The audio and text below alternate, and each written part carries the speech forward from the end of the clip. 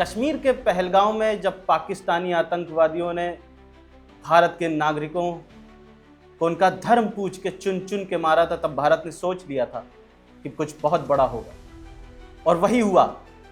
7 मई यानी आज भारतीय सेना ने पाकिस्तान को एक ऐसा जख्म दिया है, एक ऐसा घाव दिया है जिसका दर्द आने वाली जो नस्लें हैं पाकिस्तान की, वो भी उसे नहीं भूल पाएंगी।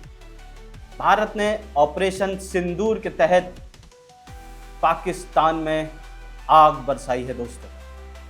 पाकिस्तान के ठिकानों को नेस्त नाबूद कर दिया है भारतीय सेना के वीर जवानों ने। रावलपिंडी, बहावलपुर, मीरपुर, मुजफ्फराबाद, इनका हर ठिकाना राख हो गया है दोस्तों। ये हमला कोई सैन्य हमला ही नहीं था, बस ये हमला उन विधवाओं के आंसुओं का हिसाब था जिनको आतंकवादियों ने उस विधवा की मांग का सिंदूर छीन लिया था दोस्तों। ये उन आतंकवादियों को जवाब था जिन्होंने हिंदू महिलाओं को चैलेंज करके कहा था कि जाओ, तुमको छोड़ रहे हैं, मोदी को बता देना। और मोदी को उन महिलाओं ने बता दिया और मोदी ने ऑपरेशन सिंदूर नाम का इन महिलाओं को एक ऐसा तोहफा दिया है जिसका पाकिस्तान शायद आने वाले दशकों तक याद रखेगा। मोदी ने, भारतीय सेना ने जवाब दिया है। और जवाब कैसे दिया है? मिसाइलों की गर्जना से जवाब दिया है दोस्तों। पहलगाम हमले के बाद भारत ही क्या, दुनिया पूछ रही थी कि भारत जवाब क्यों नहीं दे रहा है, कब जवाब देगा, कैसे जवाब देगा, क्यों नहीं जवाब दे रहा है। बहुत सारी उंगलियां भारत और भारत के सरकार सेनाओं पे उठ रहा था। सर्जिकल स्ट्राइक 11 दिन में, बालाकोट 12 दिन में, और पहलगाम में तो 15 दिन हो गए थे। सवाल अपने चरम पे थे, लेकिन भारत ने दोस्तों मास्टर स्ट्रोक खेला। 6 मई 2025 को भारत सरकार ने एक ऑर्डर किया कि भारत के 244 शहरों में मॉक ड्रिल होगी, और इसी से पाकिस्तान भ्रम में फंस गया।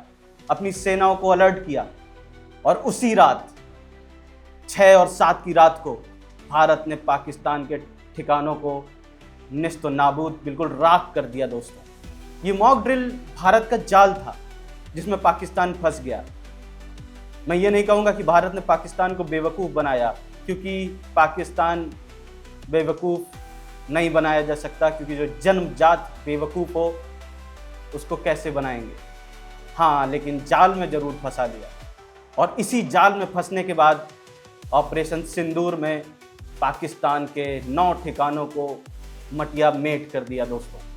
2016 में सर्जिकल स्ट्राइक हुई, 2019 में बालाकोट हुआ, और पाकिस्तान ने ये दोनों घटनाओं को नकारा, कौवे के नाम से मजाक बनाया, चिढ़ाया। लेकिन इस बार ऑपरेशन सिंदूर इतना बड़ा था, इतना भयावह था कि पाकिस्तान पूरी दुनिया के सामने रो रहा है, अपने आप को पीड़ित बता रहा है। भारतीय वायुसेना के मिराज 2000, सुखोई 30, तेजस, DRDO के drones, BrahMos missile, Pinaka rocket ने लश्कर, जैश, हिजबुल जैसे आतंकियों के ठिकानों को राख कर दिया इस रात के अंधेरे में। रावलपिंडी में लश्कर का प्रशिक्षण शिविर था, बहावलपुर में जैश का गढ़ था, मीरपुर में घुसपैठ केंद्र था, सब खत्म, राख। और ये ऑपरेशन सिंदूर का नाम कोई संयोग नहीं है दोस्तों। सिंदूर भारतीय संस्कृति में नारी का विश्वास, सुहाग, सम्मान का प्रतीक है।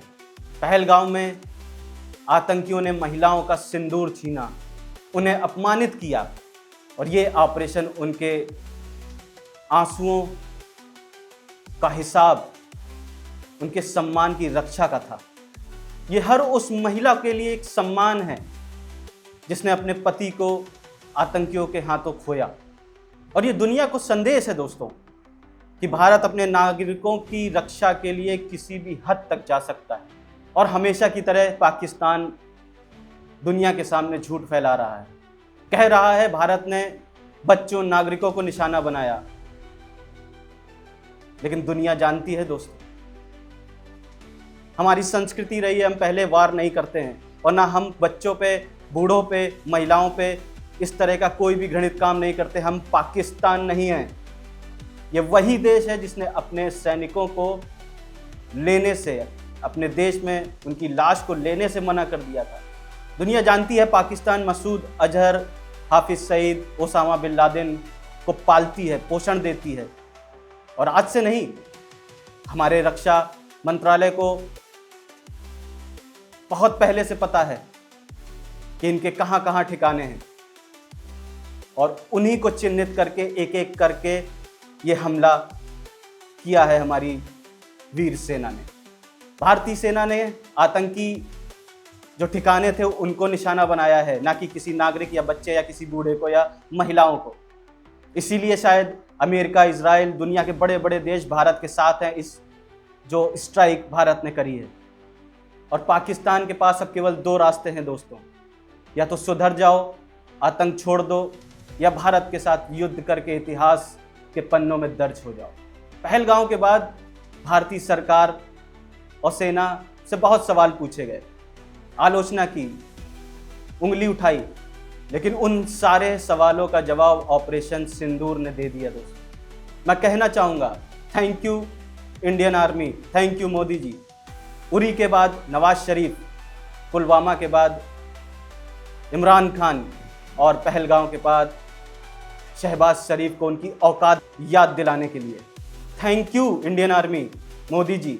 सिंदूर का बदला खून से लेने के लिए थैंक यू इंडियन आर्मी और मोदी जी। 140 करोड़ लोगों की गुस्से का समझने के लिए और समय लेकर एक इस तरह का विशाल असहनीय हमला करने के लिए जो पाकिस्तान के ऊपर किया है। ऑपरेशन सिंदूर दोस्तों भारत की अजय संकल्प, सांस्कृतिक ताकत और आतंकवाद को जीरो टॉलरेंस की जो मंशा है उसकी एक अमिट गाथा है ये ऑपरेशन सिंदूर। और पाकिस्तान को मैं चेतावनी देना चाहता हूं कि सुधर जाओ, क्योंकि जो अगला कदम भारतीय सेना की तरफ से होने वाला है उसका तुम दंश झेल नहीं पाओगे, क्योंकि अगला प्रहार और बड़ा होगा। एक बार जाते जाते मैं फिर कहना चाहूंगा, thank you Indian army, thank you Modi ji. जय हिंद, जय भारत।